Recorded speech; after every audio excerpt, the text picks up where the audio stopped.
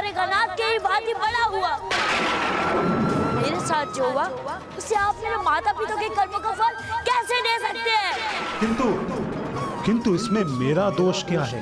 मैं तो महादेव द्वारा दिए गए दायित्व की पूर्ति कर रहा हूँ। कर्म फलदाता हूँ मैं, तो कर्मों का फल ही प्रदान कर सकता हूँ। बुरे कर्मों के अनुसार उनके फल के रूप में आप बिना कुछ सोच विचारे जिन पर भी अपनी कुदृष्टि डालते हैं, वो स्वयं ही पीड़ित नहीं होता है, अभी तो उसका संपूर्ण जीवन छिन्न भिन्न हो जाता है। उसके साथ उसका परिवार नष्ट हो जाता है, उनका भी अस्तित्व मिट जाता है, और इस कारण वो अपने अच्छे कर्मों को भी भोगने में असमर्थ हो जाते हैं। क्या आपने कभी सत्य पर ध्यान दिया है शनिदेव? आपके नेत्र खुलते हैं तो मात्र और मात्र दृष्टि डालने के लिए, किसी के अच्छे कर्मों को देखने के लिए क्यों नहीं खुलते आपके नेत्र? आपने मेरे पिता ऋषि दधीचि पर उनके पूर्व जन्म के कर्मों के अनुसार उन पर अपनी दृष्टि का बोझ तो डाल दिया, किंतु उन पुण्य कर्मों का फल कहाँ दिया, जिनके कारण आज ये सृष्टि सुरक्षित है? आपने मेरी माता के पूर्व जन्म के बुरे कर्मों के अनुसार उनके भाग्य को नियत किया और उन पर भी दृष्टि डाल दी। किंतु एक क्षण के लिए यह नहीं सोचा आपने कि उस महान स्त्री ने अपने स्वामी को जगत कल्याण हेतु अपना प्राण दान देने की अनुमति दे दी। हमारा ब्रह्मांड संकट में है, अर्थात हमारा परिवार संकट में है देवी, और इस महासंकट से हमारे संसार को मेरी अस्थियां ही मुक्त कर सकती हैं। इसीलिए मुझे देवताओं को अपनी अस्थियां दान करने की अनुमति दे दीजिए देवी। इतना महान कर्म किया है उन्होंने, इसका कोई फल कहाँ आपने दिया शनिदेव? तो आप अपने नेत्र को लेकर कर्मफलदाता, क्या ये पक्षपात नहीं है, अन्याय नहीं है कि एक नवजात शिशु से उसका सर्वस्व छीन लेना? क्या ये अन्याय नहीं है? बताइए मुझे। खोलिए अपने नेत्र और मुझे अपने प्रश्नों का उत्तर दीजिए शनिदेव।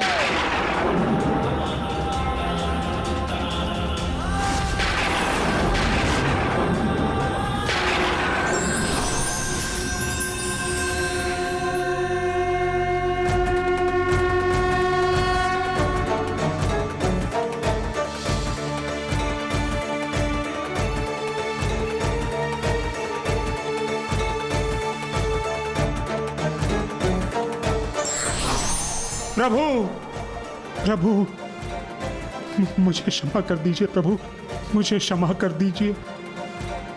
आपको पहचानने में मैंने बहुत विलंब कर दिया प्रभु, बहुत विलंब कर दिया। प्रभु, अपने इस भक्त पर कृपा कर पूर्ण स्वरूप के दर्शन दीजिए प्रभु, कृपा कीजिए प्रभु, कृपा कीजिए। अपने पूर्ण स्वरूप के दर्शन दीजिए प्रभु, दर्शन दीजिए। कृपा करिए प्रभु, मुझ पर कृपा करिए।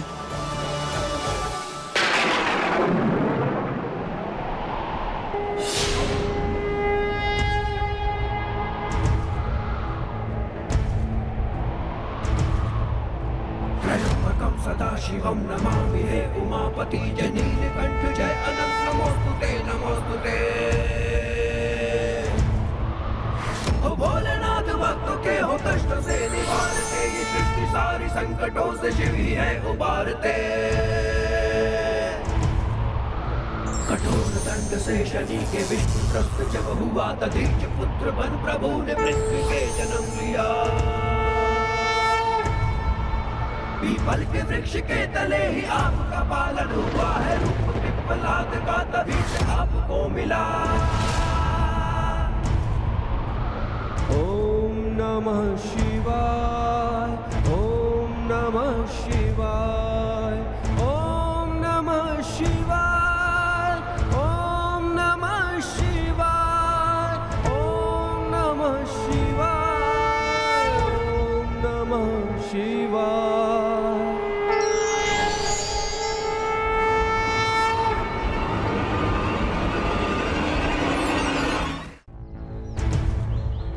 त्र्यंबकं सदाशिवं नमामि हे उमापति जय नीलकंठ जय अनंत नमोस्तुते नमोस्तुते।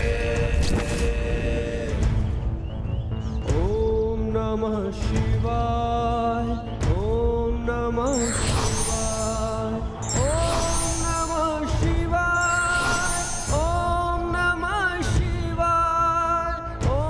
नमः शिवाय ओम नमः शिवाय। कठोर दंड से शनि के विष्णु त्रस्त जब हुआ तदीच पुत्र बन प्रभु ने मृत्यु के जन्म लिया। पीपल के वृक्ष के तले ही आपका पालन हुआ है, रूप पिपलाद का तभी से आपको मिला।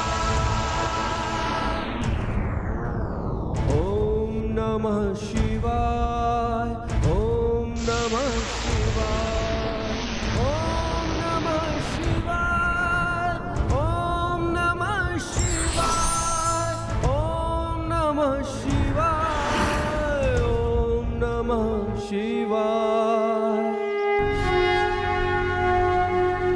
लीजिए प्रभु, अपना अस्त्र पुनः धारण कीजिए और मैं जिस दंड के योग्य हूँ मुझे वो दंड दीजिए प्रभु, मुझे वो दंड दीजिए।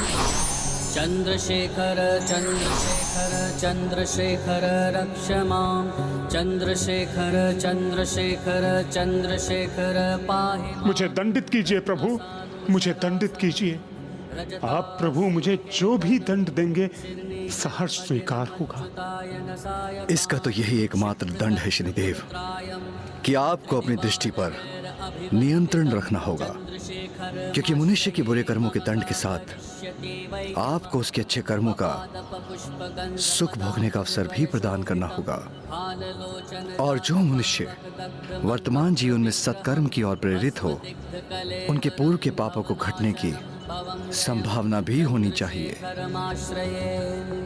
व्यक्ति को प्रताड़ित करने के लिए नहीं, अपितु उसकी भूल को सुधारने के लिए होना चाहिए।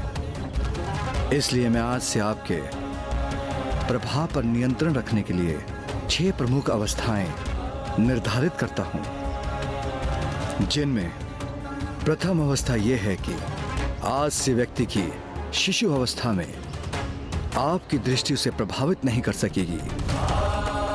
द्वितीय अवस्था आपके 7.5 अर्थात आपकी ग्रह दशा का योग मनुष्य के जीवन में 7.5 वर्षों तक ही उसे प्रभावित करेगा।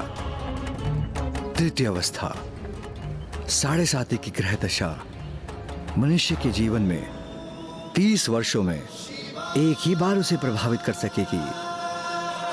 चतुर्थ अवस्था 7.5 का ये योग क्रमशः 3 चरणों में प्रकट होगा। लोह जो अत्यंत कठिन होगा, ताम्र जिसका प्रभाव मध्यम स्तर का होगा, और स्वर्ण जो सुख में फल देकर जाएगा।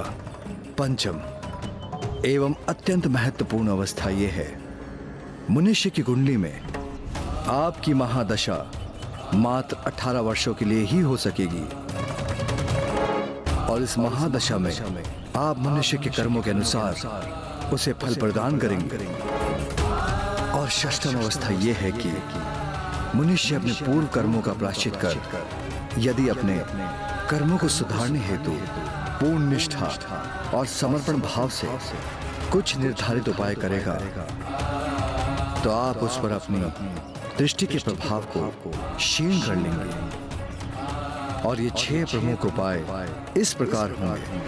प्रथम, पीपल के वृक्ष को रोपना एवं नियमित रूप से जल देकर उसे सींचना, उसकी देखरेख करना। द्वितीय, संध्या के समय पीपल वृक्ष के नीचे तिल के तेल का दीपक प्रज्वलित करना और आपके नाम का जाप करते हुए पीपल वृक्ष की परिक्रमा करना। तृतीय, दीन दुखियों की सहायता करने हेतु काले वस्त्र एवं खड़ाऊ आदि का दान देना। चतुर्थ, गौ माता की पूजा करना और सभी प्रकार से उनकी सेवा करना। श्वान एवं काक को आहार प्रस्तुत करना। पंचम, समाज में निसहाय आश्रय विहीन मनुष्य की सहायता एवं सेवा करना, और षष्ठम, सत्कर्म करते हुए अपने समस्त कर्तव्यों को निष्ठापूर्वक निभाना। जो भी इन उपायों को करेगा उन पर आप अपनी दृष्टि के प्रभाव को अवश्य क्षीण करेंगे। कहिए शनिदेव, आपको स्वीकार है ये दंड?